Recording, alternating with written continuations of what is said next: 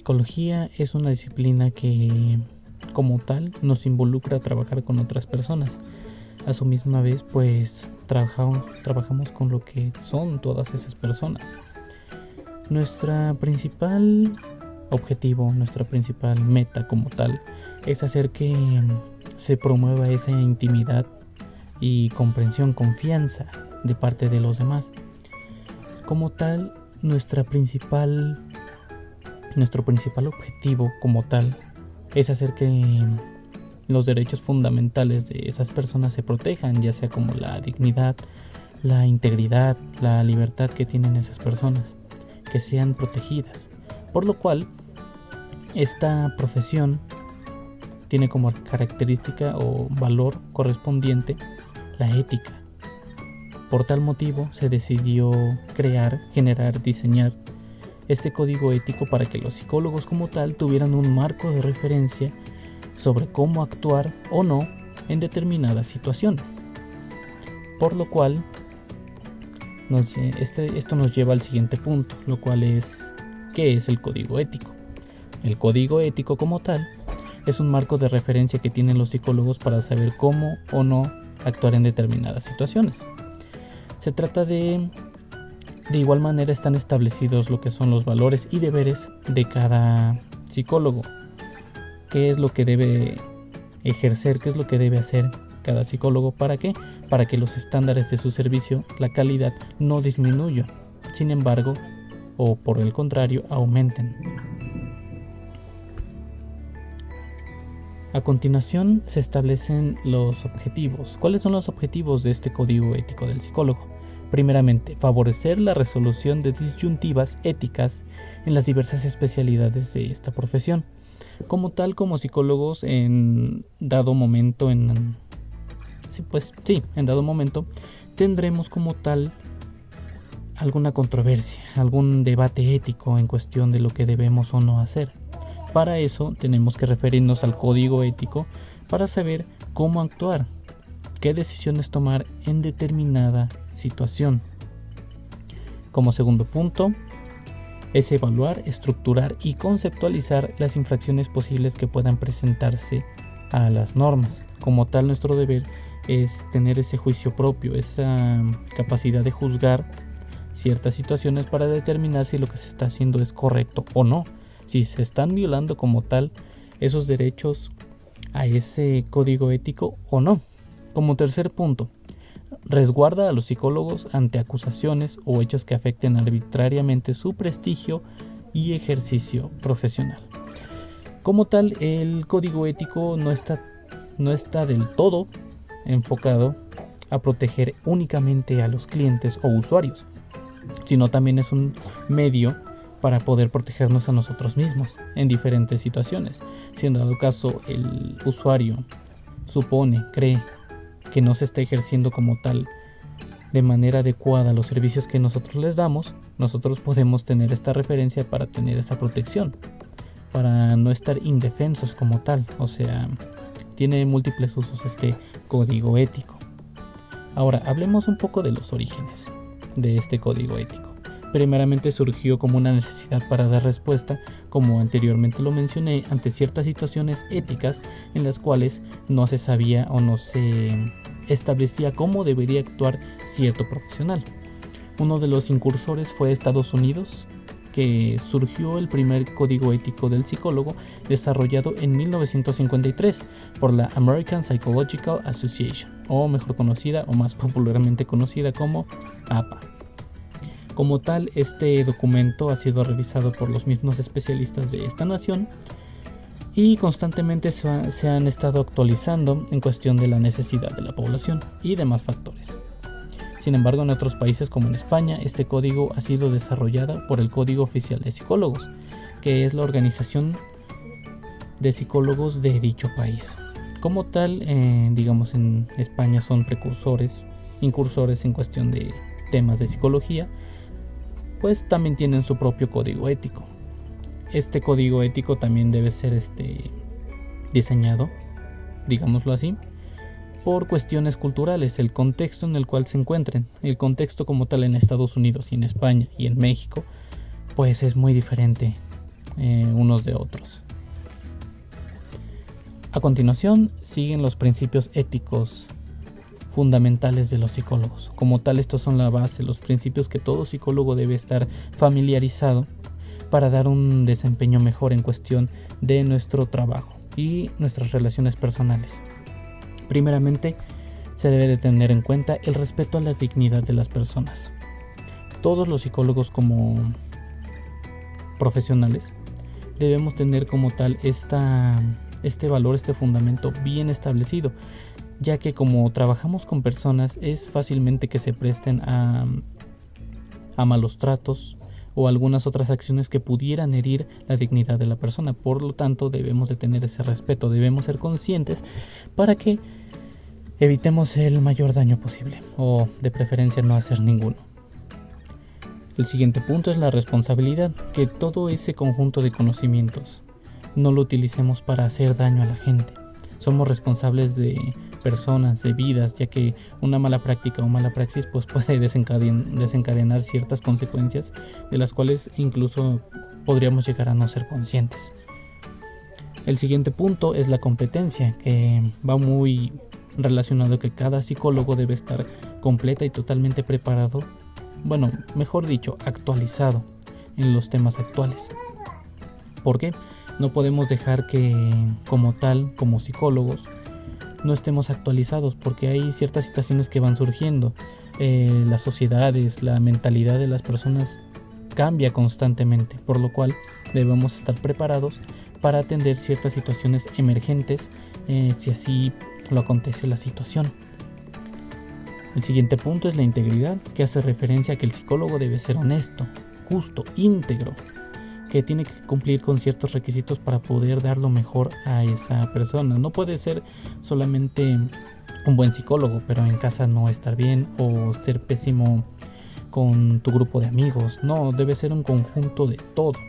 Tienes que ser un profesional en tu trabajo, pero al mismo tiempo fuera de tu trabajo.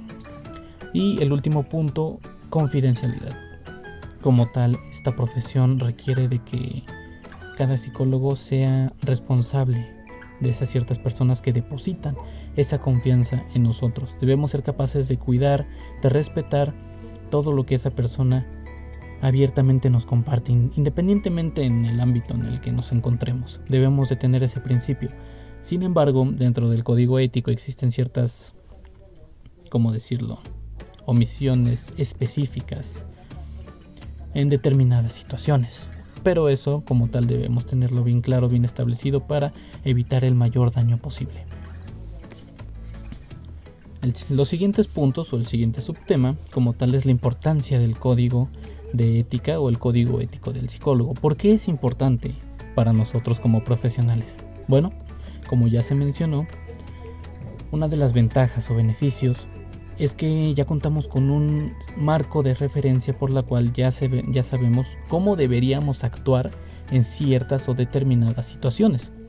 Por lo cual ya no sería solamente, ya no cargaríamos con esa presión de pensar, determinar qué es lo que vamos a hacer en cierta acción o en cierta situación, ya que tenemos o ya contamos con un cierto, ¿cómo decirlo?, con una cierta referencia de cómo debemos actuar en determinadas situaciones.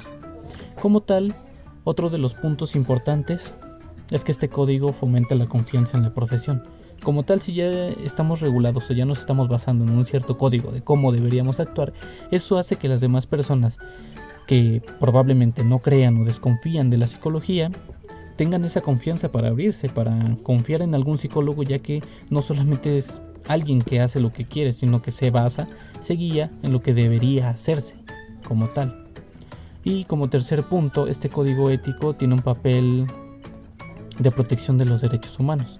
Como tal, va muy enfocado a lo que nosotros tengamos que hacer con los demás, en proteger su integridad, su libertad, su dignidad de las personas, de los demás, de nuestros pacientes o usuarios, pero al mismo tiempo la de nosotros, ejerciendo como tal pues los derechos fundamentales de cada ser humano. A continuación, de una manera muy breve, solamente mencionaré algunos artículos en los cuales cuenta este gran código ético del psicólogo. Primeramente, los servicios que presta el psicólogo, la enseñanza y la investigación que realiza, se basa necesariamente en un cuerpo de conocimientos válido y confiable, sustentado en la investigación científica. Como tal, nosotros como psicólogos estamos obligados a formarnos con información verídica, con información que ya haya sido comprobada de manera científica. Que esas personas que se dedican a la investigación comparten sus investigaciones, sus hallazgos, y que nosotros hagamos caso de ellos, que nos formemos con ellos, ya que existe mucha información la cual probablemente podemos descartar, ya que no cuenta con los requisitos de científico, por lo cual debemos estar atentos y debemos formarnos precisamente con ese tipo de documentos. No debemos fiarnos de cualquier tipo de investigación. En el caso, artículo 2. En el caso de servicios, enseñanza o investigación en áreas nuevas o que entrañen técnicas nuevas, el psicólogo podrá desempeñarse en estas, solo después de haber acreditado los estudios, recibido la formación y la supervisión o consultado a las personas competentes en aquellas áreas o técnicas. Como tal, en este punto nos explica que como psicólogos debemos tener esa formación para realizar ciertas técnicas o procedimientos. Como tal, no podemos aventurarnos o arriesgarnos a enseñar algo por lo cual no estamos acreditados o no estamos preparados para ejercer. Estamos obligados a que solamente realicemos lo que ya hayamos acreditado, lo que ya hayamos recibido una cierta preparación. Como un ejemplo, tal vez algunas pruebas psicométricas, algunas técnicas de cómo ejercer, enseñar, etc. El tercer artículo dice así: en áreas emergentes en las que no existan todavía normas generalmente reconocidas para la formación, el psicólogo tomará las medidas razonables para asegurar la calidad de su trabajo y proteger de daño a pacientes, clientes, organizaciones, comunidades, estudiantes, participantes en investigación y otros. Como tal, en este punto nos invita a que tengamos tomemos esas medidas necesarias en determinadas situaciones para las cuales no estemos preparados, por así decirlo. Un ejemplo sería el COVID. Esta pandemia, realmente nadie estaba preparado para tal acontecimiento. Sin embargo, el psicólogo debe de tomar ciertas medidas para que los demás no sean perjudicados de alguna manera. Que tomemos las medidas necesarias, que tengamos ese juicio propio para determinar qué es lo que no va a hacer daño o va a hacer el menor daño posible a los demás. El siguiente artículo, el 4, dice así: el psicólogo se mantiene razonablemente actualizado acerca de la información científica y profesional actual en su campo de actividad y realiza esfuerzos continuos para mantener su competencia y pericia en las habilidades que emplea. Recibe la educación, formación, supervisión y consulta adecuadas. Este artículo hace referencia en que el psicólogo debe estar actualizado en cuestiones de su conocimiento, independientemente del área en la que se especialice.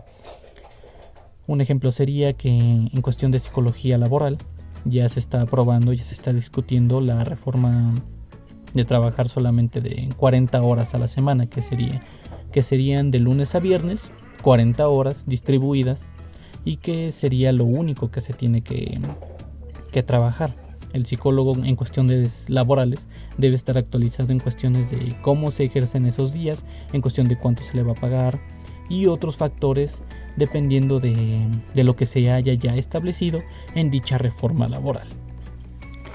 Artículo 5. El psicólogo no hace declaraciones públicas que sean falsas, engañosas, que se presten a malos entendidos o fraudulentas, ya sea porque se trate de aseveraciones directas, enunciados que den la impresión o sugieran omisiones. Como tal, el psicólogo no está permitido de hablar deliberadamente de las cuestiones relacionadas a su trabajo. Como ya se ha mencionado, las cuestiones de su trabajo ya están más relacionadas a otras personas, y tomando en cuenta que debemos de cuidar la integridad y dignidad de las personas, no podemos hacer ciertas declaraciones acerca de lo que se relaciona a nuestro trabajo. También este artículo hace referencia en cuestión de que el psicólogo no debe hacer ciertas aseveraciones o hablar de más en cuestión de lo que hace, en cuestión de tal vez algún grado académico que tal vez no está acreditado o no lo ha alcanzado todavía, tal vez algún posgrado, maestría, doctorado, etcétera, de sus sueldos, tal vez lo que gana y demás. No está permitido o no es ético, no es recomendable como tal hacer ese tipo de declaraciones que probablemente sean falsas. Y a manera de conclusión, como tal, el psicólogo, como ya se mencionó, es una disciplina que está enfocada o que está regida por este valor que es la ética. Como tal, como psicólogos debemos estar enfocados en cuestión de lo que es o no mejor para nuestros pacientes, incluso para nosotros mismos. Por lo cual debemos de ser conscientes, debemos apegarnos a este código que es una referencia, es una guía de cómo debemos comportarnos en nuestras relaciones profesionales, pero de igual manera personales.